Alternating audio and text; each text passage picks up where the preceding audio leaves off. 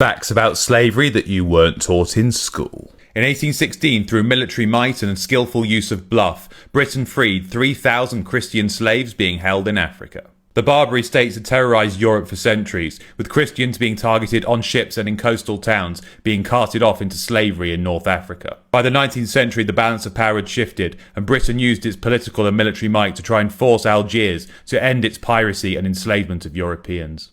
But the Algerines slaughtered 200 Sardinian, Corsican and Sicilian fishermen who were under British protection. An Anglo-Dutch fleet was sent to Algiers, led by Admiral Edward Pellew aboard his flagship, the 100-gun HMS Queen Charlotte. The fleet demanded the release of all Christian prisoners and slaves. No response was given, and the defenders opened fire on the British. In response, the Royal Navy began a mighty bombardment of the city. Algerine coastal guns and naval forces would begin a fierce battle with the fleet. But the sheer scale of Anglo-Dutch firepower, 50,000 rounds were fired, ultimately led to the devastation of the land and sea defences of Algiers. The next day, Pellew sent a message to the Dey of Algiers, saying that if his original demands were not met, the bombardment would continue. Not realising this was a bluff, as the fleet had fired most of its ammunition, the Dey accepted the terms, and 3,000 Christian slaves were eventually released. This episode showed that European military superiority would ensure that this centuries-old practice of slave raiding would come to an end. And less than 2 decades later, the brutal practice was put to an end completely as the French colonised Algeria.